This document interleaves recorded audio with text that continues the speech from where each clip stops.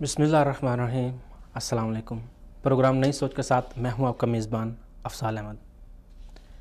नाज़रीन, नौजवान नस्ल किसी भी मुल्क और मुआशरे में मरकज़ी किरदार होते हैं, एक रीढ़ की हड्डी की हैसियत रखते हैं। किसी भी मुल्क की खुशहाली में, किसी भी मुल्क की तरक्की में, किसी भी मुल्क के इनकलाब में नौजवान नस्ल का मरकज़ी किरदार होता है और इससे कभी इनकार नहीं किया जा सकता। लेकिन जब भी किसी मुल्क की में तबाही आती है तो उसमें नौजवान नस्ल जो होती है वही होती है उस तबाही को रोकने के लिए। लेकिन अगर किसी मुल्क के ख़िलाफ़ साजिश की जाए तो सबसे पहले उसकी नौजवान नस्ल को बेराह रवी का शिकार कर दे तो वो मुल्क खुद ब खुद, वो मुआशरा मुल्क खुद ब खुद तबाह हो जाता है। अगर बात की जाए पाकिस्तान में तो इंतहाई अफसोस के साथ कि हमारी नौजवान नस्ल जो है वो मुख्तलिफ़ बीमारियों में मुब्तला है, जिसमें फ़हाशी जो है वो उसका रुझान बहुत ज़्यादा है। तो आज हम बात करेंगे कि नौजवान नस्ल में फ़हाशी का बढ़ता हुआ रुझान, इसके असबाब व मुहर्रिकात क्या हैं। इसी हवाले से हमारे साथ लाइन पे होंगे मोहतरम जनाब सैयद मोहम्मद शाहिद साहब, मजहबी स्कॉलर हैं। उसके अलावा हमारे जो दूसरे मेहमान हैं वो जनाब अमीनुल्लाह मेंगल साहब हैं, एडवोकेट हैं। और हमारे जो तीसरे मेहमान उस्मान बज़मी साहब हैं वो भी मजहबी स्कॉलर हैं। तो आज हमारे साथ हमारे जो स्टूडियो में हमारे मेहमान हैं जनाब प्रोफेसर उस्मान खालिद साहब। प्रोफेसर साहब, सबसे पहले तो मैं आपको अपने प्रोग्राम में खुश आमदीद कहता हूँ। नाजरीन, आप भी हमारे प्रोग्राम में शिरकत कर सकते हैं। हमारा बराह रास्त नंबर आपको शो किया जाएगा। इस मौजू के हवाले से आपके जहन में जो भी सवालात हैं आप अपने सवालात हमसे शेयर कर सकते हैं। तो बढ़ते हैं अपने पहले मेहमान की तरफ, प्रोफेसर उस्मान खालिद साहब की तरफ। प्रोफेसर साहब, सबसे पहले तो हमें ये बताएं कि मुआशरे में फ़हाशी के हवाले से शरीयत क्या कहती है। बिस्मिल्लाहिर्रहमानिर्रहीम। सबसे पहले तो साल में मैं आपका शुक्रिया अदा करता हूँ, चैनल का शुक्रिया अदा करता हूँ जिन्होंने मुझे मदऊ किया। अल्लाह रब्बुल इज़्ज़त ने मर्द और औरत के दरमियान जो रिश्ता कायम किया है इसे कुरान मजीद में इन अल्फाज से बयान किया है कि खलक़लकुम मिन अनफुसिकुम अज़वाजन लितस्कुनु इलैहा वजअल बैनकुम मवद्दतन व रहमा। यानी मर्द और औरत का जो एक बाहमी कशिश का मामला है ये अल्लाह रब्बुल इज़्ज़त की तरफ से पैदा करदा है। यानी अमूमी एतबार से ये अल्लाह रब्बुल इज़्ज़त की ही एक देन है, फ़ितरत का हिस्सा है। और फिर इसे दूसरे एक एंगल से भी कुरान मजीद में बयान किया गया है कि ज़ुय्यिना लिन्नासी हुब्बु शहवाति मिनन निसा, कि अल्लाह रब्बुल इज़्ज़त ने ये जो दुनिया है इसके लिए औरतों को बाइसे कशिश बना दिया है। लेकिन इस फितरत का इस्लाम ने एक मुकम्मल इसकी तकमील का इजहार करने के लिए, इसकी तकमील करने के लिए एक बड़ा प्लेटफॉर्म दिया इज़्दिवाजी ज़िंदगी का, शोहर का और बीवी का, जिसमें भी वजाहत की गई कि जो इंसान का ये फ़ितरी तकाज़ा था इसको पूरा करना है तो हुन्ना लिबासुल लकुम व अंतुम लिबासुल लहुन। जो है मर्द और उसकी बीवी ये दोनों एक दूसरे के लिए लिबास हैं। यानी यहाँ पर वो मुकम्मल तौर पर अपनी इस फितरत का इजहार भी कर सकते हैं। अच्छा, अब हमें इसके हल के लिए, यानी इस्लाम ये कहता है कि आप जहाँ ये बहुत ही अहम बात है कि इन दोनों का बाहमी एक दूसरे की तरफ रग़बत रखना है, वहाँ पर इस्लाम इसके हल भी कुछ बतलाता है। मसलन औरत के हुदूद व क़ुयूद मुकर्रर कर दिए, करना फ़ी बुयूतिकुन्न वला तबर्रजन तबर्रुजल जाहिलियतिल ऊला। अपने घरों में रहिए, यानी घर जो है वो उसका एक किला है, वो असल उसकी रहने की जगह है। असल मस्कन औरत का घर मुकर्रर किया गया जहाँ ये है औरत के लिए। और वहीं पर साथ अल्लाह ताला ने मर्द के लिए फरमाया कि कुल्लिल मुमिनीना यग़ुज़्ज़ू मिन अब्सारिहिम व यहफ़ज़ू फ़ुरूजहुम। मोमिनों से कह दीजिए कि अपनी निगाहें, अगर औरतें किसी काम काज के लिए बाहर निकलती हैं तो वो अपनी निगाहों को जो है वो झुका कर रखें और अपनी शर्मगाहों की हिफाजत करें। इसी तरह औरत को जब निकलना है तो इस्लाम इसके भी कुछ हुदूद मुकर्रर करता है। या अय्युहन नबिय्यु कुल्ली अज़वाजिका व बनातिका व निसाइल मुमिनीना युदनीना अलैहिन्ना मिन जलाबिबिहिन। अपने ऊपर पर्दा ओढ़नियाँ ओढ़ के रखो जब आपने किसी जगह घर से बाहर निकलना। और फिर औरतों को यह भी हुक्म दे दिया गया मर्दों की तरह कि कुल्लिल मुमिनात यग़ज़ुज़्ना मिन अब्सारिहिन्ना व यहफ़ज़्ना फ़ुरूजहुन, کہ عورتوں سے کہہ دیا جائے کہ وہ اپنی آنکھوں کو جھکا کر رکھیں، غض بصر کا مظاہرہ کریں، اور ساتھ ساتھ اپنی شرمگاہوں کی وہ حفاظت بھی کریں۔ تو اسلام بڑا واضح ہے کہ یہ ایک فطری عمل ہے، کشش مرد اور عورت کے مابین ایک فطرت ہے، لیکن اس فطرت کو یوٹیلائز کیسے کیا جائے گا، اس کا استعمال یا اس کے حدود و قیود کیا ہیں، وہ بھی اسلام نے بڑی وضاحت کے ساتھ بیان فرما دیے ہیں۔ یہ ہمارا دین ہے جو اس کے بارے میں وضاحت پیش کرتا ہے۔ جی، تو آپ کیا سمجھتے ہیں کہ ہماری جو نوجوان نسل ہے ان کا فحاشی کی طرف راغب ہونا، اس کے اسباب کیا ہو سکتے ہیں؟ دیکھیے جی، پہلی بات تو یہ ہے کہ نوجوان بڑی اہمیت کے حامل ہے جی، کسی بھی معاشرے میں تو یہ سمجھتا ہوں جس طرح بنیادی ایسڈز ہیں کسی بھی ملک کے، سونا ہے، کتنا سونا ہے اس بنیاد پر اس کی کرنسی کا وزن بنتا ہے، اسی طرح ان کے پاس تیل ہے، اسی طرح دیگر جو ایسڈز ہیں کسی بھی ملک کے پاس، وہاں سے ان کی کرنسی کا ویٹ بالکل اسی طرح نوجوان بھی قومی سرمایہ ہے۔ اگر یہ درست ہیں، اگر یہ اپنا کام کر رہے ہیں، اگر یہ اپنی ذمہ داریاں نبھا رہے ہیں، تو پھر اس قوم کو کوئی ہرا نہیں سکتا ہے۔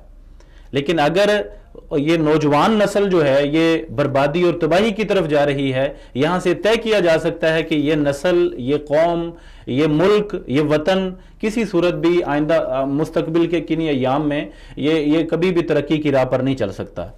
تو نوجوانوں میں فحاشی کی طرف رغبت ایک بہت بڑا المیہ کا معاملہ ہے۔ اسے یقیناً اس کے مختلف اسباب ہیں، جن میں سب سے پہلے تو میں یہ کہوں گا کہ اسلام دین فطرت ہے جس نے زندگی کے تمام گوشوں کی وضاحت کی ہے۔ تو اسلام ہی کو چھوڑنا اور اسلام سے ہی دوری، دین اسلام سے دوری کی وجہ سے ہم دیکھتے ہیں کہ اس وقت فحاشی اور عریانی کا ایک بازار گرم، اس کی معاونت جو ہے وہ میڈیا کرتا ہے، اس کی معاونت ہمارے اداروں کا جو نصاب ہے وہ کسی حد تک کر جاتا ہے۔ پھر اس میں ہمارے جو خاص طور پر جن کی میں سمجھتا ہوں اور آگے میں ذکر بھی کرنا چاہوں گا، والدین ہیں جنہیں اولاد کی تربیت پر مامور کیا گیا ہے۔ جب سے اس پورشن نے اپنا فرض نبھانا چھوڑ دیا ہے، اس وقت سے ہماری نوجوان نسل جو ہے وہ تباہی کے دہانے پر کھڑی ہوئی ہے۔ اور اس کے علاوہ دیگر ہمارے جو ہم طریقے اپناتے ہیں، بہت سی وجوہات ہو سکتی ہیں۔ برحال واضح اور سامنے آنے والی جو ایک نمایاں باتیں ہیں، پرومیننٹ ہیں، وہ یہی ہیں کہ ہماری دین سے دوری، ہمارے خاص طور پر تربیت کرنے والی جو دو شخصیات ماں اور باپ ہے، انہوں نے اپنا روپ ہی بدل دیا، الا من رحم ربی۔ تو اسی طرح ہماری جو معاشرتی دیگر اقدار ہیں، دیگر جو لوازمات ہیں جس میں میڈیا بھی شامل ہے، حکومت بھی شامل ہے، ان کی بھی اس طرف عدم توجہ، بلکہ ہمارے ہاں تو اب ناچ گانے کو سرے عام بازاروں اور سڑکوں پر کرنے کو پیش کر کے اسے ایک نمائندہ بنا دیا گیا اور اس کو ایک آئیڈیل بنانے کی قابل فخر سمجھا جاتا ہے۔ بالکل جی، اور اس کے ساتھ ساتھ سوشل میڈیا بھی جو ہے وہ بھی اس میں کافی حد تک جو ہے وہ انوالو ہے۔ جیسے کہ ابھی آپ نے بات کی کہ اس میں بیسک ہماری جو دو تربیت گاہ ہے، پہلی والدین اور دوسری ہمارے اساتذہ کرام، تو آپ کیا سمجھتے ہیں کہ والدین کی طرف سے ایسی وہ کون سی کہہ سکتے ہیں کہ لاپرواہی ہے جس کی وجہ سے وہ نوجوان نسل کا اپنے جو بچوں کے اوپر مکمل توجہ نہیں دے پاتے، یا ان کی ہر ایک خواہشات کے اوپر عمل کر کے، آخر کون سی ایسی وجوہات، مین وجوہات ہے جس کی وجہ سے نوجوان نسل کا جو پہلی تربیت کا ہے وہاں سے باغی ہونا؟ جی، اصل بات یہ ہے کہ والدین کے ذمے اللہ رب العزت نے یہ تربیت کی ذمہ داری لگائی ہے۔ آپ دیکھیے کہ نبی علیہ السلام نے فرمایا تھا کہ کل مولود یولد علی الفطرہ فابواہ یحودانہ، آگے الفاظ ہیں کہ ہر انسان فطرت سلیمہ پہ پیدا ہوتا ہے، اس کے ماں باپ ہی ہیں جو اس کی تربیت کرتے ہوئے اسے جس رخ پر بھی لے جاتے ہیں۔ تو یہ دراصل ایک انداز سے کہنے کی بات یہ تھی یہاں کہ والدین دراصل وہ تربیت میں اہم کردار ادا کرتے ہیں۔ اور اگر آپ ذمہ داری کی بات کرتے ہیں تو وہ حدیث واضح ہے جو طویل ہے کہ کلکم رائن و کلکم مسئول عن رعیتہ، کہ ہر شخص جو ہے وہ ذمہ دار ہے اپنی رعیت کا، اور قیامت کے دن اللہ کے ہاں اسے مسئول ہونا ہے۔ یعنی والدین، اس میں وضاحت ہے اس میں وضاحت ہے، نبی علیہ السلام نے تعین فرمایا کہ جو والدہ کی خاتون خانہ کی ذمہ داری ہیں اس کا نبی علیہ السلام نے تعین فرمایا. اور اس سے اگلا قدم نبی علیہ الصلوۃ والتسلیم کی وہ حدیث مبارکہ ہے جس میں آقا علیہ السلام نے فرمایا کہ ایک شخص، یہ اور بڑی سوچنے اور سمجھنے کی بات والدین کے لیے خاص طور پہ، نبی علیہ السلام نے فرمایا کہ ایک شخص جو 2 بیٹیوں کی تربیت کرے، ان کو تعلیم دے اور پھر ان کو پڑھا لکھا کر جوان کرے اور پھر اگلے گھر میں اچھے طریقے سے رخصت کرے، ایسا شخص، اس کی اہمیت دیکھیے گا والدین کی ذمہ داری کیسے لگائی جاتی ہے. ایسا شخص جو تربیت کر کے اگلے گھر تک اپنی بیٹی کو پہنچا دیتا ہے، فرمایا ایسا شخص جنت میں میرا ہمسایہ ہوگا جس طرح یہ 2 انگلیاں آپس میں ایک دوسرے کے ساتھ جڑی ہوئی ہیں. اور یہ ایک بہت بڑا انعام اور یہ بہت بڑا انعام. اور یہاں سمجھانے کی بھی یہی کوشش کی گئی ہے کہ تربیت کا، نوجوان نسل کی تربیت کا اسلام میں کیا کس کی اہمیت و قدر ہے اور والدین کو کیا ذمہ داری ادا کرنی. اس کے بعد آپ دیکھیں کہ والدین، میں سمجھتا ہوں اس وقت اگر ہم اپنی بعض خامیاں دیکھیں پاکستان میں بھی اور دیگر ممالک میں بھی، وہ یہ کہ ہم 2-3 سال کے بچے کو ہم کرائے پر تربیت کروانا چاہتے ہیں. ہم اسکول میں بھیج دیتے ہیں جبکہ ہماری تعلیمات بنیادی کبھی ایسا نہیں کہتی. جو درد ماں کے دل میں ہے وہ کبھی بھی کسی استانی کے دل میں نہیں ہو سکتا. وہ کسی معلمہ، وہ جتنی خیر خواہ بھی ہے وہ اتنا درد نہیں ہو سکتا. اور پھر ہوتا یہ ہے، اکثر دیکھا جاتا ہے کہ ماں جو ہے وہ کمائی کرنے کے لیے کسی اور جگہ پر چلی جاتی ہے اور بیٹی کو چھوٹے سے بچے کو تعلیم و تربیت کے لیے کسی اور کے سپرد کر جاتی ہے، گائیڈنس کے طور پر. تو یہ ایک ایسا گیپ ہے، میں سمجھتا ہوں یہ اپنے فرائض سے غفلت کا ایک طریقہ ہے جو گھر میں تربیت دینی چاہیے تھی. اور ابھی بھی کئی اسلامی ممالک میں ایسا ہوتا ہے کہ 6-7 سال تک سکول میں داخلہ ہی نہیں دیا جاتا. اس کی وجہ بھی یہی ہے کہ آپ بچے کو خود تربیت دیجئے. اور پھر ہم دیکھتے ہیں، اگر آپ تھوڑی سی تفصیل میں جائیں، جو جنسی تعلیم کے حوالے سے جو ماہرین ہیں وہ کہتے ہیں کہ ماں اپنی بیٹی کو اور باپ اپنے بیٹے کو وہ ساری باتیں بتائے جو معاشرے میں جا کر اس نے اپنی جنس کے حوالے سے سیکھنی تھی. کیوں؟ اب یہ بات اگر سنی جائے، دیکھی جائے تو تھوڑی سی عجیب سی لگتی ہے. ہمارا معاشرہ بھی اس کو ایکسیپٹ نہیں کر سکتا، لیکن کرتا نہیں ہے، کیا جاتا ہے، بہت ساری جگہوں پر موجود تو ہے. لیکن مسئلہ یہ ہے اگر طریقے سے یہ کر لیا جائے، اور جن گھروں میں ایسا ہوتا ہے، آپ یقین کریں جو بچے معاشرے میں جا کر سیکھتے ہیں اور معاشرے میں انفیئر مینز کو استعمال کرتے ہیں، معاشرہ ان جنسیات میں ان کے لیے کشش پیدا کرتا ہے، ان کے لیے ایک رغبت پیدا کر دیتا ہے اور وہ ان سے سیکھ کر برائی کی طرف مائل ہوتے ہیں. ماں کے لیے اور باپ کے لیے تو جو تقدس بیٹے کے دل میں ہے، بیٹی کے دل میں ہے، وہ اس کے، اور ظاہر ہے ماں باپ جب بتائیں گے تو وہ اس کی طرف میلان پیدا نہیں کریں گے، وہ بہت سی حکمتوں کے پیش نظر بڑی ترتیب کے ساتھ یہ باتیں سامنے رکھیں گے. تو سب سے پہلے تو یہ کہ اپنی اولاد کی، اور پھر یہ بھی یاد رکھنی چاہیے کہ اسلام نے تو حکم دیا تھا کہ جب عمر بڑھتی ہے تو آپ بچوں کے بستر علیحدہ کر دیں. سب بستر علیحدہ کرنے کا قطعاً یہ مطلب نہیں ہے کہ آپ اپنے بچوں پر سے توجہ ختم کر دیں. اب ہوتا یہ ہے، ہمارے بہت سے لوگ اپنی توجہ اس وقت ان کو علیحدہ کمرہ دے دیا، اپارٹمنٹ علیحدہ دے دیا، 2nd فلور پہ شفٹ کر دیا، اس کے بعد انہیں اس بہانے سے، اور یہ بڑا افسوسناک بات ہے جو میں آپ سے کہنے لگا ہوں، کہ لوگ کانفیڈنس دینے کے لیے اپنے بچوں کو بعض برائیوں میں لگا رہنے دیتے ہیں. مقصد یہ ہوتا ہے ان کی نیت صاف ہوتی ہے، لیکن مقصد دیکھیے، مقصد یہ ہے کہ تھوڑا بہت برائی میں جائے گا تو اس کا برا پن دیکھ کے تو خود ہی لوٹ آئے گا، خود ہی واپس آ جائے گا. تو ظاہر ہے کب تک اس میں انوالو. لیکن ہوتا یہ ہے، میں اس پہ کومنٹ کرنا چاہوں گا، بڑے ادب سے عرض ہے، ایک چور ہے نا جب چوری کرتا ہے تو ہم نے کبھی چور کو چوری سے روکنے کے لیے یہ تدبیر نہیں اختیار کی ہے کہ ہم اس کو ساری چوریاں کرنے دیں، اس کو آزاد چھوڑ دیں. قاتل ہے، قتل کرتا ہے، تو اس کو چھڑوانے کے لیے کبھی یہ نہیں کیا جاتا کہ آپ اس کو کہیں کہ جاؤ معاشرے میں جتنے مرضی قتل کر لو. ہوتا یہ ہے کہ جب جنسیات میں ایک بچہ کانفیڈنس کے، سو کالڈ کانفیڈنس کے حصول کے لیے، جب بچہ بیٹا یا بیٹی وہ معاشرے میں آگے تک چلے جاتے ہیں، پھر اس کے لیے واپسی کے دروازے بڑے مشکل رہ جاتے ہیں. یہ ایک بڑا باریک معاملہ ہے، بڑا ایک سنگین معاملہ ہے جس پر غور کرنا چاہیے والدین کو. وہ باتیں جو آپ کی ذمہ داری ہیں وہ آپ نے ہی نبھانی ہیں.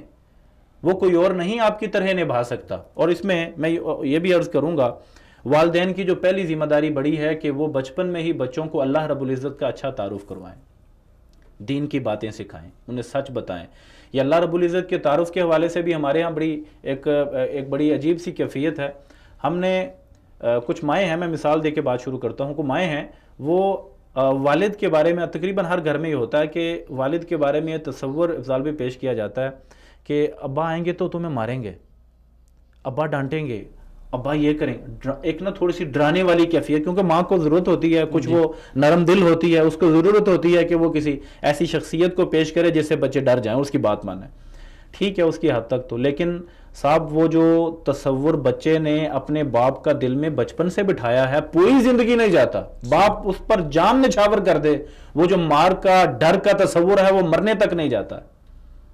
تو اللہ رب العزت کے بارے میں بھی ہم یہی تصور، ایک بدقسمتی کی بات ہے، بچپن میں اللہ مارے گا، کوئی یہ کام نہیں کرنا اللہ مارے گا، اللہ تعالیٰ سے ڈرانے کی باتیں، دور کرنے کی باتیں، نفرت انگیز اس طرح کی، دل نہیں چاہتا ہوتا، مطلب ایسی بات نہیں ہے کہ کوئی دل سے ایسا کر رہا ہے، لیکن یہ نہ چاہتے ہوئے بھی اس گناہ میں ہم ملوث ہیں۔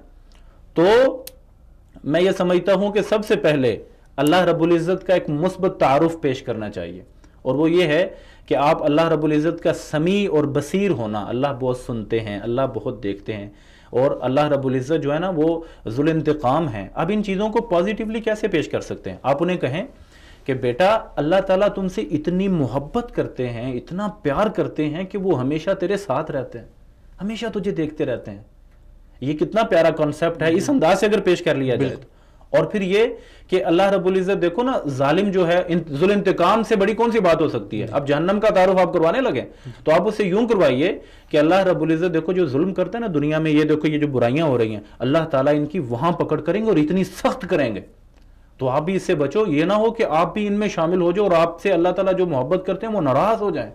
یہ ہے بات کرنے والی اصل میں، یہ پیٹرن ہے جو ہمیں دینا چاہیے اپنی اولاد میں تربیت کرتے ہوئے۔ اور اس کے ساتھ ساتھ میں والدین سے آپ کے اس پروگرام کی وساطت سے افضال بھائی عرض کرنا چاہوں گا کہ ہمارے ہاں بدقسمتی سے یہ سوچا جاتا ہے کہ تربیت جو ہے نا وہ کوئی ایک انجیکشن ملے اور ہم ایک ہی ٹائم پہ انجیکٹ کر دیں، جی جی، اور اس کے لیے وہ ٹولز استعمال کیے جاتے ہیں، اللہ معاف کرے، اللہ 100 مرتبہ معاف کرے، جو ہمارے دین اسلام میں دور تک تعلق نہیں رکھتے۔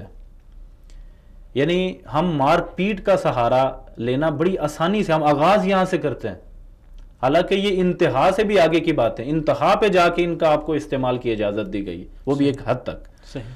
تو اصل میں دیکھیں، اگر آپ اسلام کی بات کرتے ہیں، اسلام دین فطرت ہے صاحب، تو اسلام 23-24 سال میں اترا ہے۔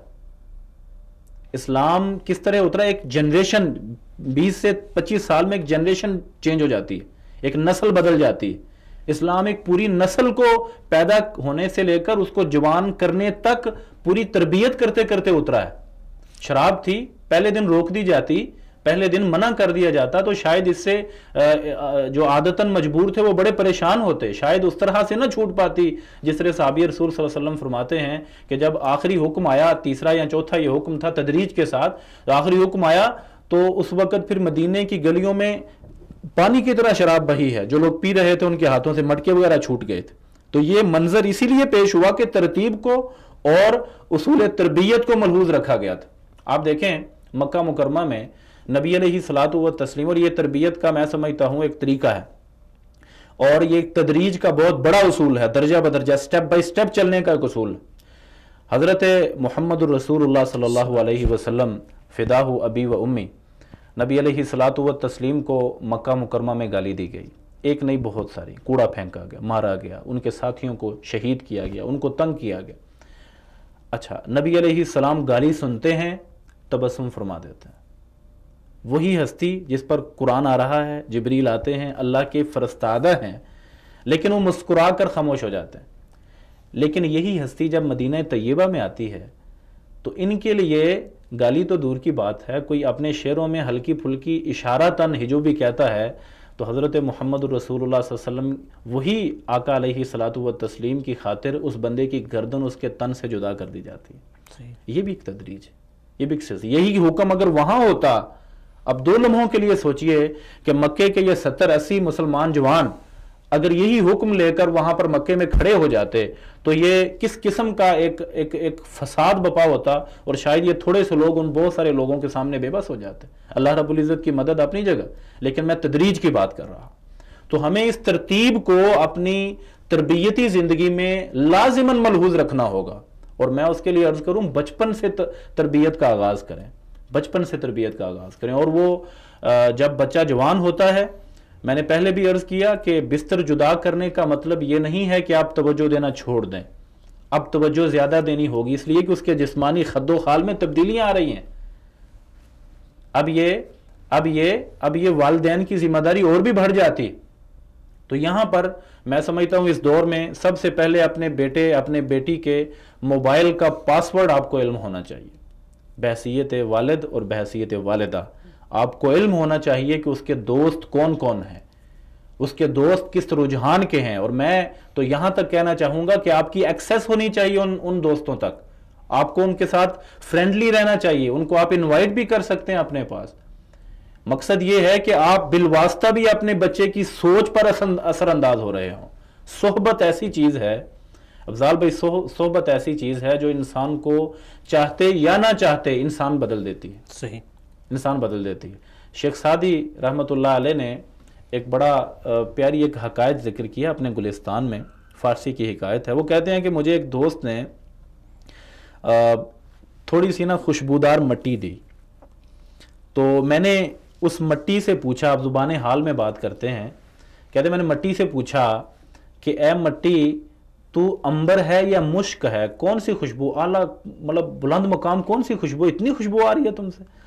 تو کہتے ہیں فارسی میں بگفتہ من گلی ناچیز بودم، کہ وہ بولی زبان حال سے کہ میں تو مٹی ہوں، من گلی ناچیز بودم، میری تو کوئی اوقات ہی نہیں ہے، لیکن کہتی ہے ولیکن مدتی با گل نشستم، لیکن کچھ عرصہ میں ایک پھول کے ساتھ رہی ہوں، کچھ عرصہ میں نے پھول کی صحبت میں گزارا ہے۔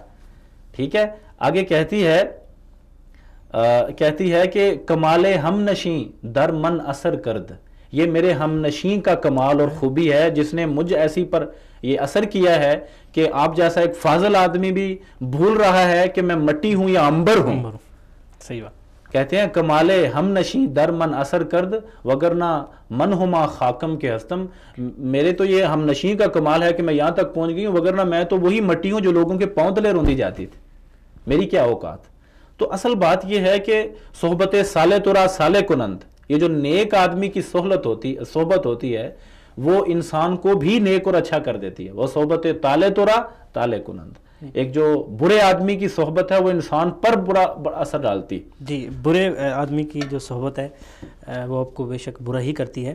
ابھی ہم نے بات کی کہ جو برائی کے اسباب ہیں اس میں والدین کی کوتاہی جو ہے وہ کہاں کہاں کوتاہی ہے اور کہاں کہاں ان کو اپنا کردار ادا کرنا چاہیے۔ بیسیکلی جو پہلی تربیت کا کسی بھی نوجوان کا جو ایک کانفیڈنس ہوتا ہے وہ اسی تربیت سے جو ہے وہ شروع ہوتا ہے۔ اب ہم اس کو تھوڑا آگے چلتے ہیں کہ اب جب تعلیمی میدان میں اس کو دیکھا جائے تو وہاں پر بھی ہمارے کچھ استاذہ کرام کی جو ہے وہ آپ کہہ لیں کہ سستی کہہ لیں یا انتظامیہ کی سستی کہہ لیں، جس کی وجہ سے نظام تعلیم سے کافی سارے لوگوں کو جو ہے وہ اس چیز کو اچھا نہیں سمجھتے۔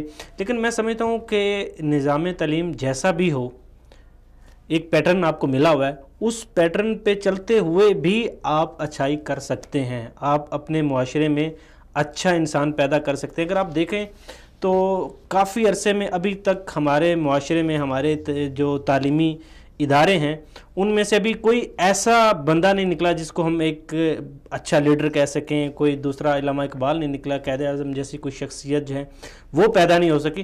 آخر کچھ کوتاہی اور کچھ کمیاں اس فیلڈ میں ہمارے جو استاذہ کرام ہیں ان کی بھی ہے، جس کی وجہ سے ہماری نوجوان نسل جو ہے وہ اپنا جو کانفیڈنس ہے، اپنا جو ایک معیار ہے اس کو برقرار نہیں رکھ پا رہے۔ صاحب ایک مسلمان استاد کی ذمہ داری تھی کہ وہ طالب علم کو یہ بتاتا کہ تمہارا اللہ تمہارا رب کون ہے اور کیا کہتا ہے، وہ یہ سکھاتا کہ تمہاری ذمہ داریاں بحیثیت مسلمان کیا ہیں۔ وہ یہ سکھاتا کہ جھوٹ نہیں بولنا تو اس وجہ سے نہیں بولنا کہ آپ نے کل پیش بھی ہونا ہے اور آپ کی یہ فطری تقاضے ہیں جن کے مطابق آپ نے اس کو پورا کرتے ہوئے سچ ہی بولنا ہے، اچھا کرنا ہے، نیکی کی طرف راغب ہونا ہے، آپ نے ہمیشہ وعدے کی پاسداری کرنی ہے۔ یہ تربیت استاد نے دینی تھی۔ یہ جہاں والدین کی ایک ذمہ داری ہے گھر کی حد تک، اور جب طالب علم بن کر یہ استاد کے پاس آیا ہے، اب اس نے اس کے فکری رجحانات کو آگے اس کی نشو و نما کرنی ہے۔ لیکن افسوس سے کہتا ہوں، پھر وہی بات جو ہمارے گھروں کی حد تک تھی وہی باہر ہو گئی کہ جن اداروں پر بنا کرتے ہوئے ہم لوگوں نے گھروں سے تربیت چھوڑ دی ہوئی ہے، وہاں پر بھی اللہ ماشاء اللہ بہت سارے ادارے بھرے پڑے ہیں، پرائیویٹ خاص طور پر ادارے بھرے پڑے ہیں اس بات سے کہ بچوں کو سبق ہی اس شرط پہ یاد ہوتا ہے کہ بیٹا آپ یہ کر لو تو پھر ہم وہ فنکشن کریں گے۔ اس فنکشن کی لالچ میں اور اس غلط کارگزاری کی لالچ میں ہمارے طلبہ پڑھ رہے ہیں۔ اور اس میں ایک بہت اہم چیز ہمارے جو سازہ کرام ہے، بعض اوقات وہ لیکچر کے دوران جو ہے وہ گفتگو جو اس کا معیار اس طرح رکھتے ہیں ڈبل میننگ کا۔ اب دیکھیں یہ کچھ چیزیں ایسی ہوتی ہیں کہ جو آپ کو نفسیاتی طور پہ اس چیز کی طرف کھینچتی ہیں۔ اگر آپ اپنے لیکچر میں پوزیٹیو پہلو رکھیں گے تو آف کورس وہ پوزیٹیو رزلٹ آئے گا، لیکن آپ اب جوکس جو ہیں گندے جوکس کا استعمال کریں گے تو آپ کیا اپنے جو نوجوان نسل ہے ان کو کیا پیغام دے رہے ہیں، کیا آپ سے سیکھ رہے ہیں؟ بالکل یہ دیکھیں کہ میں عرض کروں گا کہ ہمارا جہاں پر استاد کا ایک بڑا اہم رول تھا تربیت میں، استاد ظاہر ہے معلم کو کہتے ہیں، سکھانے والا۔ یہ جو رٹانے والا استاد نہیں ہوتا، آپ رٹ کسی بھی جگہ سے سکتے ہیں۔ میں آپ کو ایک نقطہ عرض کرتا ہوں، لائبریری کو کبھی عالم کوئی نہیں کہتا، اس کی ایک وجہ ہے، علم تو سارا وہاں پہ ہر نوع کا موجود ہے، عالم اس لیے کوئی نہیں کہتا کہ وہاں اس میں عمل کرنے کی صلاحیت نہیں۔ دیکھیے یہ جو رٹ لینا کوئی بنیادی طور پر خوبی نہیں ہے، خوبی یہ ہے کہ آپ نے تربیت کس قدر کی ہے۔ اور یہ پرانے تعلیمی نظامات میں آج سے کوئی 200 سال 100 سال پہلے تک تقریباً تمام نظامات میں ہمارے مسلمانوں کے بات شامل رہی ہے کہ ہم سال پورا ہونے پر کلاس نہیں بدلتے تھے، ہم معیار پورا ہونے پر کلاس بدلتے تھے۔ ہم نے ایک متعین کیا تھا کہ اس رتبے پر بچہ پہنچے گا تو پھر ہی اگلی کلاس میں اگلے سیشن میں جائے گا۔ ہمارے ائمہ حدیث جو ہیں ان کا بھی یہی رویہ، ان کا بھی یہی سلیقہ۔ کچھ لوگوں نے وہی علم جو ہے 2 سالوں میں سیکھ لیا، اور کچھ لوگوں نے وہی علم جو ہے وہ 8-8 10-10 سالوں میں سیکھا، ایک استاد کے پاس بیٹھ کر، ان کے پاس رہ کر۔ تو دراصل بات تو یہ تھی کہ علم ایک سکھانے کی چیز ہے، معلم کو معلم ہی بننا ہوگا، ٹیوٹر نہیں بننا ہوگا، محض ایک بتانے والا نہیں بننا ہوگا۔ تو ایک تو بات بڑی اہم یہ ہے، اور دوسری بات یہ ہے کہ جو ہمارا تعلیمی نصاب ہے، اگر جان کی اماں پاؤں، حقیقت بات یہ ہے کہ تقریباً تمام نصابات، کوئی بھی نصاب ایسا نہیں ہے کہ وہ کوئی بڑا دماغ اور بڑا ذہن پیدا کر سکے۔ یہ بڑے افسوس سے کہہ رہا ہوں، یعنی اس ایک نصاب کو پڑھ کر کوئی کامل انسان بن جائے ایسا نظر نہیں آ رہا۔ نصاب کی اگر آپ نے بات کی ہے تو دیکھا جائے تو اس وقت جو نصاب کی حالت ہے بہت بری ہے۔ اب دیکھیں جس معاشرے میں جو بڑے بڑے فاتح گزرے ہیں، جو اسلام کے جن کو بڑی شخصیات ہیں، ان کو نکال کر ان کی جگہ وہی آپ جو ہے ایک لوکل قسم کے جو لوگ ہیں ان کو شامل کر رہے ہیں، تو اس کا معیار کیا ہوگا؟ صحیح بات۔ اب مسلمانوں نے جہاں پر ہزاروں سال حکومت کی ہے، وہ بڑے بڑے کم تعداد میں جن کے پاس فوج تھی اور بڑے بڑے جو انہوں نے قلعے فتح کیے، آپ ان کی بہادری کے اور ان کا جو ایک جذبہ، ان کا ایک جو رتبہ ہے، اس کو آپ بالکل نکال کر اور اس کو صرف محض یہ کہہ کر کے جی یہ اس کی وجہ سے نوجوان نسل جو ہے ان کی ذہنیت جو ہے اس میں جوش پیدا آ رہا ہے اور وہ اپنے جوش میں آ کے اپنا ہوش کھو کے غلط کاموں کی طرف جا رہے ہیں، تو اس کی متبادل دیکھیں رولز کیا ہوتے ہیں؟ رولز ہمیشہ توڑنے کے لیے ہوتے ہیں، بشرطے کہ آپ اس کی جگہ کوئی اچھا رول پیش کریں۔ لیکن بدقسمتی سے یہ بات تو ہم اس کو جاری رکھتے ہیں۔ اب تھوڑا سا آگے بڑھتے ہیں، ہم دیکھتے ہیں کہ ہمارا جو میڈیا ہے، اس کے بعد ہم سوشل میڈیا کی طرف بھی آئیں گے، پہلے میڈیا کی طرف آتے ہیں۔ میڈیا کو اس وقت دیکھیں تو تقریباً 70-80% جو نوجوانوں میں فحاشی ہے وہ میڈیا کے تھرو آ رہی ہے۔ تو آپ کیا سمجھتے ہیں؟ دیکھیں ایک گھر میں ٹی وی ہے، اب ٹی وی جس طرح کے بدقسمتی سے ہمارے پاکستانی میڈیا کو دیکھیں، وہ جتنے بھی ایڈز وغیرہ چل رہے ہیں، وہ جتنے بھی ڈرامے میں دیکھیں، ہاں جو ہم جنس پرستی، اب ایک چھوٹا بچہ ہے اس کو نہیں پتا یہ کیا چیز ہے، آپ اس کو ایک مکمل چیز سامنے دکھا رہے ہیں کہ یہ ہے ہم جنس پرستی، اور اس کے اوپر ہماری حکومت خاموش ہے، اور بدقسمتی سے ہماری جو مذہبی طبقہ ہے وہ بھی جو ہے اس میں کچھ زیادہ پیش رفت نہیں کر رہے. تو ان کا ایک دیکھیں، آپ کوئی بھی ایسی چیز اپنے مفاد کے لیے جب لاہور سے کراچی اور اسلام آباد سے کوئٹہ تک لانگ مارچ کر سکتے ہیں، تو یہ ان چھوٹی چیزوں کے لیے آپ دھرنا کیوں نہیں دیتے؟ اس برائی کو ختم کرنے کے لیے اپنا کردار کیوں نہیں پیش کرتے؟ دیکھیں، کہتے ہیں کہ جی بوند بوند سے جو ہے دریا بنتا ہے، اور دریا پھر مل کے سمندر بنتے ہیں.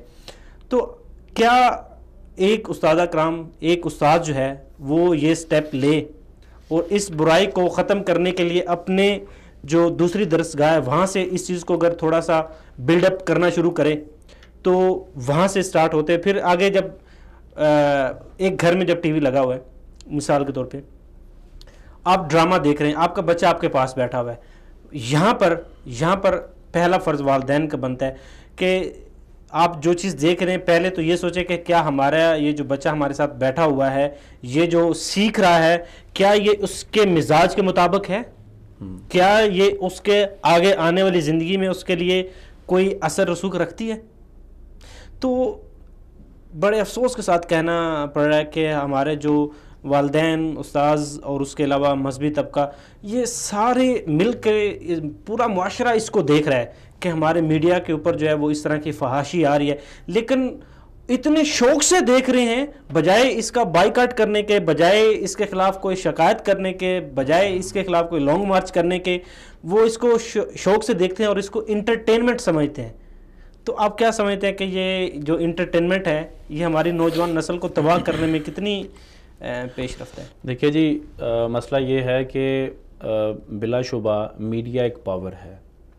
میڈیا کی ضرورت ہوتی ہے ہر چڑھتے ہوئے سیاستدان کو، ہر چڑھتے ہوئے لیڈر کو، حکومت کو یہ ضرورت ہوتی ہے. ایون کہ ہمارے جو فوجی ادارے ہیں، عسکری ادارے ہیں، انہیں بھی اس کی ضرورت ہوتی ہے. ظاہر ہے کہ رائے عامہ کی ہمواری میں اسی کا یہ کردار ہوتا ہے. لیکن افسوس کی بات یہ ہے کہ اپنے مفادات کی وجہ سے کوئی بھی اس پر کوئی جو مؤثر آواز ہے نہیں اٹھا پاتا. عوام تو حقیقت بات تھی، کسی دور میں یہ کہا گیا پھر اس پہ ہنسا جاتا تھا، لیکن حقیقت یہی ہے کہ عوام کا لنام ہے. لیکن معذرت یہاں پر آپ کی بات جو ہے وہ کاٹنا چاہوں گا. اگر پوری عوام ایک چینل پہ اگر اس طرح کا ڈرامہ چل رہا ہے، پوری عوام اس کا بائی کاٹ کر دیں تو وہ کیسے کنٹینیو؟ سر اس کے بہی خواہ موجود ہیں اندر. وہ اگر صرف دیکھیں، چینل چلانے والے لوگ بھی ہمارے اندر ہی بیٹھے ہیں، ہماری نفسیات کو دیکھ کر ہی وہ ایک ہماری نفسیات، دوسرا وہ ہمارے اپنے لوگوں میں سے ہیں. وہ ہمیں میں سے ایسے لوگ ہیں جو ہمارے معاشرے کے کچھ نمائندے بھی ہیں وہ، اور وہ جب دیکھتے ہیں کہ میری اس کو پیسہ چاہیے، یا اس کا کچھ بیک گراؤنڈ ہے، کچھ اس کو لانچ کرنے والے لوگوں نے اسے کچھ اس کو ڈوز دے رکھی ہے، تو اس بزنس کے لیے اس نے بزنس کے علاوہ بھی کچھ فنڈڈ ادارے ہیں جو یہ چیزیں کسی وجہ سے پیش کرتے ہیں. تو صاحب میں عرض کرنا چاہتا ہوں کہ یہ ساری چیزیں بنیادی طور پر قائم رہتی ہیں اور رہی ہیں. اس میں کوئی شبہ نہیں کہ ان کو کم ہونا چاہیے، اور اس کے لیے ہمیں اپنے کردار ادا کرنے چاہیے، کوئی شبہ نہیں.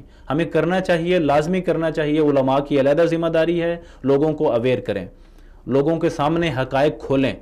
اور یہ ہر ذی شعور شہری کی ہر اعتبار سے یہ ذمہ داری ہے کہ وہ اپنے اندر شعور پیدا کرے. لیکن میں عرض کرنا چاہوں گا کہ برائی ہمیشہ کثرت میں رہی ہے، اچھائی ہمیشہ کم رہتی ہے. یہ ہمیشہ ایسا ہوا ہے، ایسا رہا ہے کہ معاشرے کے اندر برائی، یہ تو فرمان رسالت مآب صلی اللہ علیہ وسلم ہے نا کہ حجبت الجنت بالمکارہ، اللہ رب العزت نے جنت کو مشکلات میں ڈھانپا ہے، وحجبت النار بالشہوات، اور جہنم کو اللہ تعالیٰ نے شہوت انگیز چیزیں یا اس کی طرف پرکشش چیزوں میں ڈھانپا ہوا ہے. آپ معاشرے میں ہمیشہ یہی دیکھیں گے، آپ کو یہ ملے گا، ہمیشہ کا یہ اصول ہے. تو میرے خیال کے مطابق اس کو بہتر طریقے سے جب ایک یلغار ہوتی ہے تو اس میں اپنا ڈیفنس کیسے کرنا ہے یہ سیکھا جائے. قوم وہ ہے جو یلغار کے بعد اپنا دفاع کرنا سیکھے. میں آپ کو ایک چھوٹی سی یہاں مثال دوں گا مچھر کی. پاکستان میں ڈینگی کا بڑا مسئلہ تھا, پنجاب میں خاص طور ہمارے علاقے میں. تو 1 سال سپرے ہوتا ہے, 2-3 ماہ کے بعد وہی سپرے جو پچھلے 2-3 ماہ پہلے بڑا کارگر تھا, بڑا مؤثر تھا, اور اس نے وہ سارے ان کو مار دیا اور صفایا کر دیا, وہی جو سپرے ہے وہ 3 ماہ بعد فیل ہو جاتا ہے.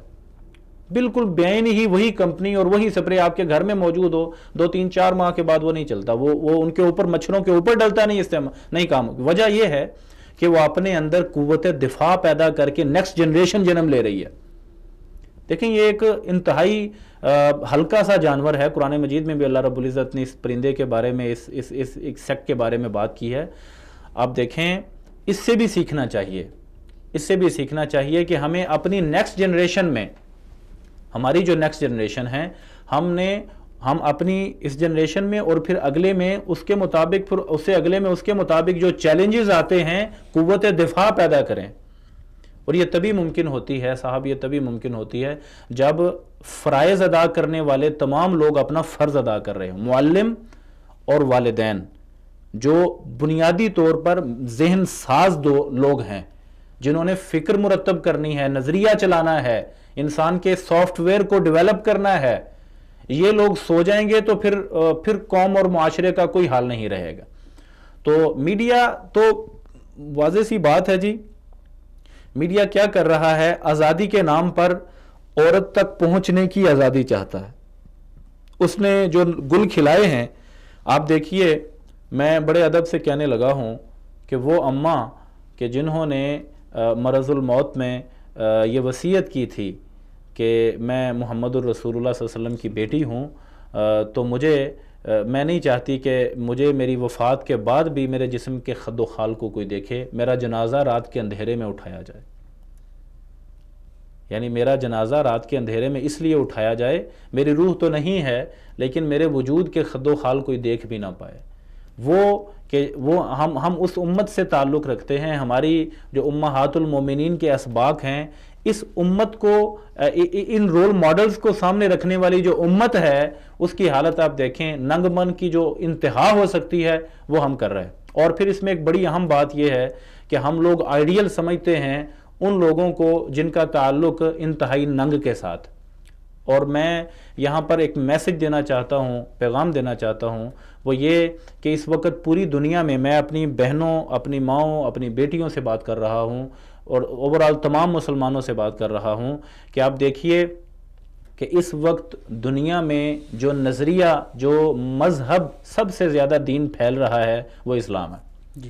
اور اسلام جو سب سے زیادہ پھیل رہا ہے وہ اسی ننگ کے علاقے یورپ میں ہے, اور یورپ میں بھی جو اسلام کو قبول کر رہا ہے زیادہ وہ عورت ہے. یعنی جس کے پیچھے میں نے اپنا لباس اتار دیا وہ تو خود لباسی کی طرف آ رہی ہے, اسی برقعے کی طرف آ رہی ہے. ہمیں یہ سوچنا ہوگا کہ یہ قدامت پرستی نہیں ہے. آپ سوچئے نا جی کہ ایک بندہ شہر سے اٹھ کر, اگر یہ قدامت پرستی کا جو الزام عائد کیا جاتا ہے, آپ دیکھیے کہ ایک شخص شہر سے اٹھ کر جنگل میں کیوں جائے گا, اتنی فیسیلیٹیز کو چھوڑ کر کیوں ایک جنگل کا بسیرا کرے گا؟ اس کو کچھ نظر آتا ہے, اس کو کوئی پروٹیکشن ملتی ہے. اس وقت اللہ ماشاءاللہ آپ دیکھ لیجئے یورپ کا جو حال ہو گیا ہے, یعنی بے لباسی کی انتہا ہو گئی, لباس جسم پر بالکل نہیں رہا. اب ان کے اندر جو میں نے ابھی ابتدا میں آیا پڑھی ہے, وَجَعَلَ بَيْنَكُمْ مَوَدَّةً وَرَحْمَةً, جو باہمی رغبت کا اصول تھا وہ ختم ہوتا جا رہا.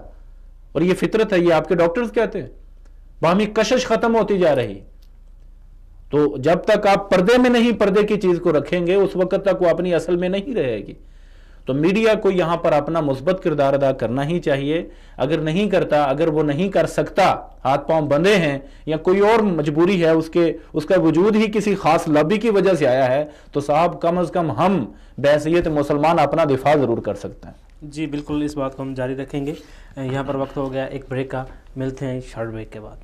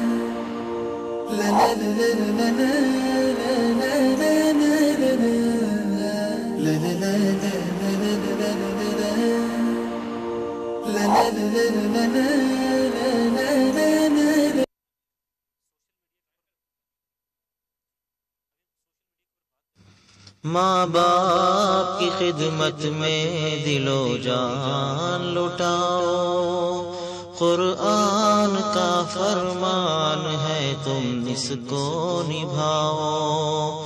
ماں باپ کی خدمت میں دل و جان لٹاؤ، قرآن کا فرمان ہے تم اس کو نبھاؤ۔ ماں باپ کی خدمت میں دل و جان لٹاؤ، قرآن کا فرمان ہے تم اس کو نبھاؤ۔ کرو ماں باپ کی خدمت تمہارے کام آئے گی، یہی خدمت تمہیں اللہ سے جنت دلائے گی۔ کرو ماں باپ کی خدمت تمہارے کام آئے گی، یہی خدمت تمہیں اللہ سے جنت دلائے گی، بڑھائے گی تمہاری عمر کے ایام خدمت، عطا ہوگی بفیض کبریا روزی میں بھی برکت۔ اللہ کی رحمت سایہ فگن ہوگی، مثل عمل قسمت جلوہ فگن ہوگی۔ یہ کشتی عمل کی ہے اسے پار لگاؤ، یہ کشتی عمل کی ہے اسے پار لگاؤ۔ قرآن کا فرمان ہے تم اس کو نبھاؤ۔ ماں باپ کی خدمت میں دل و جان لٹاؤ، قرآن کا فرمان ہے تم اس کو نبھاؤ۔ خدائے دو جہاں ہوگا تمہاری ذات سے راضی، ملے گی ہر قدم پر آپ کو اللہ کی خوشنودی۔ خدائے دو جہاں ہوگا تمہاری ذات سے راضی، ملے گی ہر قدم پر آپ کو اللہ کی خوشنودی۔ نگاہوں پر رہے قابو گناہوں سے سدا بچنا، فقط اعمال اپنا پاک پاکیزہ تمہیں رکھنا۔ مجروح مت کرنا گفتار سے ارماں، گالی نہ تم دینا ماں باپ کو انسان، دنیا بھی بناتے رہو عقبہ بھی بناؤ، دنیا بھی بناتے رہو عقبہ بھی بناؤ۔ قرآن کا فرمان ہے تم اس کو نبھاؤ۔ ماں باپ کی خدمت میں دل و جان لٹاؤ، قرآن کا فرمان ہے تم اس کو نبھاؤ۔ نہ بھولے سے کبھی ماں باپ کو تکلیف تم دینا، بڑھاپا دیکھ کے ماں باپ کا ہرگز نہ گھبرانا۔ نہ بھولے سے کبھی ماں باپ کو تکلیف تم دینا، بڑھاپا دیکھ کے ماں باپ کا ہرگز نہ گھبرانا، اگر کپڑے ہوئے میلے تو دھونا شوق سے ان کے، یہ موقع ہاتھ آئے تو غنیمت تو اسے سمجھے، ڈانٹیں اگر تم کو منہ سے نہ کچھ کہنا، سب تلخ باتوں کو چپ چاپ تم سہنا، ڈانٹیں اگر تم کو منہ سے نہ کچھ کہنا، سب تلخ باتوں کو چپ چاپ تم سہنا، ہنس ہنس کے مصیبت میں بھی پار لگاؤ، ہنس ہنس کے مصیبت میں بھی پار لگاؤ، قرآن کا فرمان ہے تم اس کو نبھاؤ، ماں باپ کی خدمت میں دل و جان لٹاؤ، قرآن کا فرمان ہے تم اس کو نبھاؤ، جو تم بچے تھے تو ماں باپ سارے دکھ اٹھاتے تھے، اگر چلنے سے تھے معذور کاندھے پر بٹھاتے تھے، جو تم بچے تھے تو ماں باپ سارے دکھ اٹھاتے تھے، اگر چلنے سے تھے معذور کاندھے پر بٹھاتے تھے، کبھی انگلی پکڑ کر راستہ تم کو چلاتے تھے، اٹھا کر گود میں اپنے کلیجے سے لگاتے تھے، پے ہم سلایا ہے تھپکی تمہیں دے کر، جھولا جھلایا ہے ماں باپ نے اکثر، جھولا جھلایا ہے ماں باپ نے اکثر، اب تم ہو جوان ان کے سبھی ناز اٹھاؤ، اب تم ہو جوان ان کے سبھی ناز اٹھاؤ، قرآن کا فرمان ہے تم اس کو نبھاؤ، ماں باپ کی خدمت میں دل و جان لٹاؤ، قرآن کا فرمان ہے تم اس کو نبھاؤ۔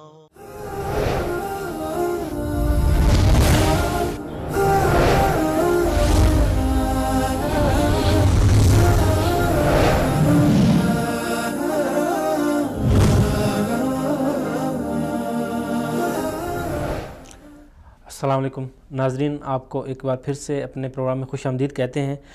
ناظرین، بریک سے جانے سے پہلے ہم بات کر رہے تھے کہ میڈیا کے جو اثرات ہیں جو ہماری نوجوان نسل کے اوپر پڑ رہے ہیں، جس کی وجہ سے مختلف بیماریوں میں مبتلا ہو رہے ہیں، ذہنی تناؤ میں شکار ہو رہے ہیں، اس کے علاوہ فحاشی جو ہے وہ بھی معاشرے میں بہت زیادہ آ رہی ہے۔ لیکن اس کے اب تھوڑا سا آگے چلتے ہیں تو سوشل میڈیا کی بات کریں۔ سوشل میڈیا دیکھا جائے جہاں اس نے دنیا کے جو فاصلے ہیں اس کو کم کیا ہے، رابطے کے نئے نئے جو ہے وہ ذریعے دیے ہیں، وہاں پر بھی جو ہے اگر دیکھا جائے تو ظاہر بات ہے ہر چیز کے دو پہلو ہوتے ہیں، ایک مثبت پہلو ہوتا ہے اور ایک منفی پہلو ہوتا ہے۔ تو آپ کیا سمجھتے ہیں کہ ہمارے معاشرے میں، اسپیشلی ہم پاکستان کی بات کریں تو پاکستانی معاشرے میں سوشل میڈیا کا جو استعمال ہے وہ منفی بہت زیادہ ہو رہا ہے، جس کی وجہ سے برائی جو ہے اس میں بہت زیادہ اضافہ ہو گیا؟ تو آپ کیا سمجھتے ہیں کہ یہ جو سوشل میڈیا ہے اس کی وجہ سے ہماری جو نوجوان کی زندگیوں کے اوپر اثرات ہیں وہ کیا مراتب ہوئے ہیں؟ جی بالکل، کمیونیکیشن کا ایک بہت بڑا ذریعہ ہے، لیکن میں آغاز میں عرض کرنا چاہوں گا کہ اس کا مقصد بنیادی تو یہ تھا کہ ہم دور کے لوگوں کو قریب کریں، لیکن بڑے افسوس سے کہتا ہوں کہ ہم قریب کے لوگوں کو دور کر بیٹھے ہیں۔ صحیح۔ گھر میں اگر 6 افراد موجود ہیں تو وہ بیرون ملک یا اندرون ملک رابطے میں تو ہیں، لیکن ان کا باہمی کوئی رابطہ نہیں ہے۔ میں یہاں پر پھر بات کرنا چاہوں گا اس بہت اہم مسئلے کی جو ہمارے ہاں ہماری ایک شان ہوتا تھا، ہمارے بر صغیر کی ایک شان ہوتا تھا، وہ تھا ہمارا خاندانی نظام۔ خاندانی نظام کیا ہے؟ باپ، ماں، بہن، بھائی، یہ ایک چھوٹا سا خاندان ہے۔ جب آپ کا کوئی ایک فرد، مثلا میں پہلے وضاحت کروں کہ باپ کی حیثیت تھی گھر میں ایک بہت بڑے گارڈین کی، وہ ہمارے ایک جملہ مشہور تھا، ہے بھی، وہ یہ کہ کھلانا سونا اور دیکھنا شیر کی آنکھ سے، یہ باپ کا اصل کردار تھا ہمارے ہاں، یہ کردار تھا۔ وہ گھر کے اندر بھی اور خاص طور پہ گھر سے باہر وہ ایک بہت شاندار گارڈین تھا۔ ماں مربیہ تھی، بیٹے کی بھی بیٹی کی بھی، اور اس میں وہ پورا تن من دھن وار دیتی تھی۔ وہ گھر کے کام کاج کے ساتھ ساتھ اپنی بیٹی کو جہاں سکھاتی تھی وہاں پر اس کو بہت ساری ایسی چیزیں جو لازم تھیں بتلایا کرتی تھی۔ پھر یہ کہ جو بھائی تھا وہ ایک چھتری تھا بہن کے لیے۔ جب یہ بڑے ہوتے ہیں، یہ اسکول جاتے ہیں، تعلیمی ادارے میں جاتے ہیں، اس سے بڑے ہوتے ہیں، اس سے بڑے ہوتے ہیں، تو بھائی جو ہے وہ ایک بہت شاندار پروٹیکٹر ہے، بڑا شاندار ایک محافظ ہے جو اس بہن کو ملا ہوا۔ اور جو بہن ہے وہ ایک دلاسا دینے والی، ایک معاونت کرنے والی، وہ ایک ہمت بڑھانے والی، وہ مرہم پٹی کرنے والی ایک ایسا سافٹ کارنر ہے کہ اس جیسا آپ کو دنیا میں بدل نہیں مل سکتا ہے۔ مسئلہ یہ پیدا ہوا کہ جب یہ ضرورتیں، مثلا باپ کی سی پروٹیکشن، باپ کی سی حفاظت اور باپ کے سے جو ذمہ داریاں تھیں، وہ ماں کی جو ایک ذمہ داری تھی گھر کے اندر موجود رہ کر تربیت کی، اور بہن کی جو ایک ہمدردی تھی اور ایک معاونت تھی، ایک محبت اور ایک شغف تھا بھائی کے ساتھ، اور بھائی کا جو اس کے ساتھ رویہ تھا، جب یہ چیزیں ایک گھر میں ہمیں نہیں ملتی، یہ چیزیں جب ہمیں ایک گھر میں نہیں ملتی تو پھر یہ چیزیں لینے کے لیے یہ انسانی فطرت کا تقاضا تھی، ہمدردی لینا، محبت پانا، پیچھے کسی کا ہاتھ ہونا، تعاون ہونا اور ساتھ چلنے کا عزم کرنا، یہ ساری چیزیں جو بھائیوں میں باہم ہوتی ہیں، تو یہ ساری چیزیں جب گھر سے نہیں ملی تو پھر معاشرے سے تلاش کرنا شروع کی۔ اور معاشرے میں جب تلاش کریں گے آپ محبت کو، یہ بنیادی وجہ بنی ہے ہمارے ہاں بے رہروی کے عام ہونے کی۔ جب وہ محبت کو تلاش کرے گا، جب وہ ہمدردیاں تلاش کرے، گھر میں تو اس کو ملنی نہیں ہے، کیونکہ گھر میں تو اس کو اب جو ایک طریقہ استعمال کیا گیا ہے، جو ہو رہا ہے، جو آپ نے بھی ذکر کیا سوشل میڈیا کا، یا یہ جو ٹیلی کمیونیکیشنز ہیں، یا جو ہمارے پیکیجز ہیں جس پہ ابھی ہم بات بھی کریں گے، تو ان ساری چیزوں نے، مطلب ایک بندہ اگر موبائل سے فارغ ہوا تو وہ ٹی وی دیکھتا ہے، صحیح، اور اگر ٹی وی سے فارغ ہوا تو اس کے یہاں سے اٹھ کر جانے کا وقت آ گیا ہے۔ تو اس نے جہاں پر فیملی سسٹم ختم کیا، اس کا لازمی نتیجہ یہ نکلا کہ ان فطری تقاضوں کو پورا کرنے کے لیے یہ بیٹا یا یہ بیٹی گھر سے باہر بھاگ گئے، اور پھر انہوں نے وہاں پر جو لیا، اب معاشرے کے ہاتھ چڑھ گیا ہے۔ اب وہ ہزاروں میں سے کوئی ایک آدھی ہوگا جو شاید بچ جائے، وگرنہ پھر جو چیزیں جب معاشرے نے، اس نے کچھ سیکھا بھی گھر سے نہیں، سکھانا بھی معاشرے نے ہے، پھر اس کو ملا بھی گھر سے کچھ نہیں، اور لینا بھی سب کچھ معاشرے سے ہے، تو پھر لامحالہ معاشرہ جہاں اپنی خوبیاں رکھتا ہے وہاں بہت ساری خامیاں رکھتا ہے، وہاں منفیات بہت ساری رکھتا ہے۔ یہ وجہ ہے ہماری بے رہروی کے عام ہونے کی بہت۔ اور اس میں ایک چھوٹی سی بات بھائی آپ کی بات سے پہلے عرض کر دوں، میں نے ایک کلپ دیکھا تھا، عرب خاتون تھیں کوئی، انہوں نے اس کی بڑی اچھی وضاحت کی کہ انہوں نے سوچتی ہیں کہ اماں ہیں وہ تو سوچتی ہیں کہ میں اپنے بچپن میں کتنے ہم اس گھر میں خوش رہتے تھے، وہ چھوٹی سی ہوتی ہیں، اس کے باپ، اس کا بھائی، اس کی ساری فیملی اچھلتے کودتے ہیں، بڑے خوش، ایک دوسرے کے ساتھ خوش گپیاں، جو ہمارا بھی فیملی سسٹم ہے تو جو کسی دور میں تھا۔ تو اب وہ کہتی ہے کہ جب میں بوڑھی ہو گئی ہوں، میرے پوتے پوتیاں، میرے نواسے نواسیاں، ہماری جو نسل ہے، یہ اس طرح کیوں نہیں کھیلتے کودتے؟ پھر وہ سوچتی ہے کہ کرتے کیا ہیں اس وقت؟ اس نے سوچا کہ یہ تو اپنے ہاتھوں میں موبائل لیے بیٹھے، فیس بک استعمال کر رہے ہیں، یہ تو کسی کے ساتھ فون پہ بات کر رہے ہیں اپنوں کے ساتھ، تو یہ سارا ایک جو اصل تصور تھا گھر کا وہ تو تباہ ہو گیا۔ اب وہ کرتی یہ ہے کہ اتنی بڑی ٹوکری لے کر دروازے پہ کھڑی ہو جاتی ہے، ایک دن انوائٹ کیا اس نے سب کو کہتی ہے اپنے موبائل اس میں ڈالو، وہ سب اس میں موبائل ڈالتے ہیں۔ اب یقین کیجئے، اور یہ آپ بھی کر کے دیکھیں، میں اپنے ویور سے کہوں گا کہ آپ بھی یہ کر کے دیکھیں، آپ کی وہی خوشیاں نہیں لوٹتی تو میں اس کا دیندار ہو جاؤں گا۔ اب یقین کیجئے وہی ماحول، وہی ڈسکشنز ہوں گی، وہی پیار اور محبت کا اظہار ہوگا اگر ایسا کر لیا جائے تو. اور وہی ہوا کہ اس نے اپنا ماضی دہراتا اپنی آنکھوں سے دہراتے ہوئے دیکھا کہ میرے سامنے بھی ہم بھی یوں کرتے تھے اور بچے بھی اسی طرح اچھل کود رہے ہیں. تو ہمیں یہ کرنا ہوگا کہ ان کی میں پہلے آپ جو عرض کیا کہ میں عرض کرتا ہوں کہ ہمیں انہیں لمٹس میں لینا ہوگا. جی چلیے ابھی جیسے کہ ہمارے پروگرام کا جو وقت ہے وہ بھی مختصر ہے، تو ابھی ہم آتے ہیں حل کی طرف. آپ کیا سمجھتے ہیں کہ ہمارے معاشرے میں یہ جو بڑھتی ہوئی فحاشی ہے اس کو ختم کرنے کے لیے کن کن افراد کو اپنا کردار ادا کرنا ہوگا؟ جی بھائی، سب سے پہلے تو میں عرض کروں گا کہ جو میں نے عرض کیا کہ والدین کی ایک ذمہ داری ہے. تو حل یہی ہے کہ والد اپنی جو اس کی اصل حیثیت ہے، اپنا جو اس کا اصل فرض ہے اسے سمجھے. بیٹی اگر اس کی گرفت سے باہر ہے اور بیٹا اگر اس کی گرفت سے، اس کی پہنچ سے، اس کی رسائی سے باہر ہے تو یہ ذمہ داری باپ کی ہے. یہ جو تھا کہ میں اپنی ذمہ دار خود ہوں یا میں اپنا ذمہ دار خود ہوں، شخصی آزادی کا جو ایک نعرہ ہے یہ بڑا افسوسناک اور بونڈا ہے. میں نے آغاز میں جو عرض کیا ہے نا کہ ایک نوجوان قومی ایسڈ ہے، قومی خزانہ ہے، اس کی وجہ سے قوم کے عروج اور زوال پر اثر پڑنا ہے.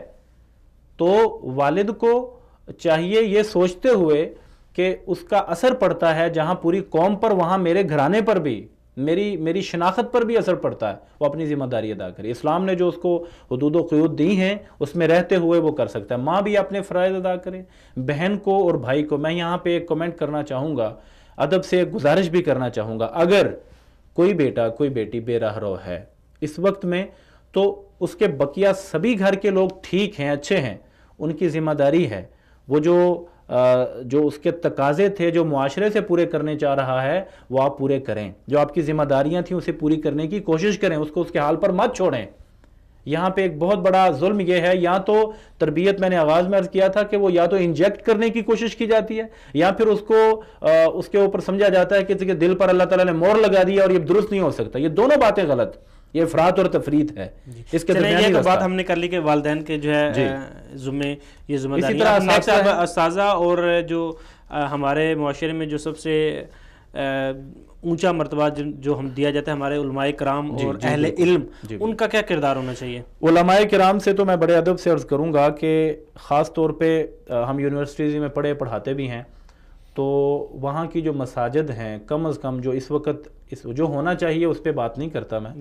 اللہ کرے ہو بہت کچھ ہو اور آپ کے پاس اختیارات ہوں، آپ جو کر سکتے ہیں کرنا چاہیے اور کریں گے بھی آپ. لیکن موجودہ وسائل میں آپ جہاں نوجوانوں کے قریب رہتے ہیں، ظاہر ہے آپ مسجد کی حد تک ہیں، آپ وہاں خطبہ دیتے ہیں، نماز پڑھاتے ہیں، تو دونوں حیثیتوں سے، خطیب کی حیثیت سے بھی، امامت کی حیثیت سے بھی آپ کو یہ چاہیے کہ آپ وہاں کے نوجوانوں کی تربیت کریں، ان کے لیے حلقے مرتب کریں، ان کے لیے آپ اسلامیات کے کچھ کورس ڈیزائن کریں. چھٹیاں آ رہی ہیں گرمیوں کی، مرتب کیا جا سکتا ہے.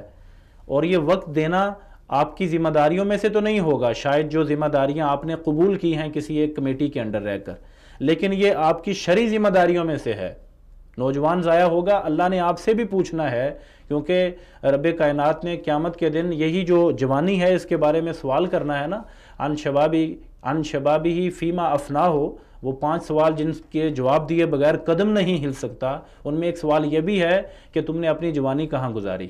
اور اگر وہ یہ کہہ دے کہ مجھے بتانے والا کوئی نہیں تھا تو ذمہ دار کی بات بنتی ہے. جی بالکل. اب آپ یہ بتائیں کہ اس میں ہماری جو حکومت ہے، حکومت کو ابھی کیا کرنا چاہیے اس برائی کو ختم کرنے کے لیے؟ دیکھیں جی، حکومت جو آپ نے ابھی تھوڑی دیر پہلے بات کی میڈیا کے حوالے سے، تو اس وقت تک بڑے پیمانے پر جرم نہیں ہوتا جب تک حکومتیں پشت پناہ نہ ہوں. حکومتیں اگر ان کو اپنے سیاسی مفادات ہوں، ان کو اپنے دیگر مفادات ہوں، تو پھر حکومتیں کبھی بھی ایسے کردار مثبت نہیں ادا کیا کرتی. لیکن ہم بہرحال پاکستانی شہری ہونے کے ناطے یہ آواز اٹھاتے بھی ہیں اور تقاضا بھی کرتے ہیں. اللہ تعالی ہمارے حکمرانوں کو اللہ سے دعا کرتے ہوئے کہ ہدایت دے کہ یہ اپنے فرائض کو ادا کرتے ہوئے سب سے پہلے جو میڈیا پر فحاشی کا ایک بہت بڑا سیلاب آیا ہوا ہے اس کے آگے روک تھام لگا. جی بالکل. پروفیسر عثمان خالد صاحب، آپ کا بھی بہت بہت شکریہ، آپ نے پروگرام میں شرکت کی. ناظرین، آخر پہ میں یہی کہنا چاہوں گا کہ اپنے معاشرے کو پاک اور صاف بنانے کے لیے ہم سب کی ذمہ داری ہے. اگر والدین ہیں تو والدین کی ذمہ داری ہے، استاذ ہیں استاذہ کی ذمہ داری ہے، علماء کرام کی ذمہ داری ہے، اور اس کے علاوہ سب سے بڑی جو ذمہ داری میں سمجھتا ہوں وہ نوجوانوں کی اپنی ذمہ داری ہے کہ نوجوانوں کو خود اس چیز کا احساس ہونا چاہیے کہ جو برائی ہے، برائی کبھی بھی آپ کو کامیابی کی طرف نہیں لے کے جاتی، بلکہ آپ ہمیشہ برائی میں رہ کر برے ہی انسان بنتے ہیں. کبھی آپ کا جو فیوچر ہے وہ برائٹ نہیں ہو سکتا. اور اس میں جو حکومت ہے ان کا بھی ایک بہت بڑا کردار ہونا چاہیے کہ حکومت کو چاہیے کہ اس طرح کی جو ویب سائٹس ہیں ان کو مکمل طور پر بلاکس کرنا چاہیے، اور اس میں کسی قسم کی کسی کو اجازت نہیں ہونی چاہیے. اور کمپنیز جو انٹرنیٹ کے دوسری کمپنیز ہیں ان کے اوپر بھی بین ہونا چاہیے کہ اس طرح کی جتنی بھی ویب سائٹس ہیں ان کو مکمل پراپر طور پہ ان کو بلاک کرنا چاہیے، اور جتنی بھی انٹرنیٹ کی ٹریفک ہے اس کے اوپر مکمل کنٹرول ہونا چاہیے. جی ناظرین، آپ کو ہمارا یہ پروگرام کیسا لگا؟ اپنی قیمتی راہ ہم تک ضرور پہنچائیں. ملتے ہیں اگلے پروگرام میں.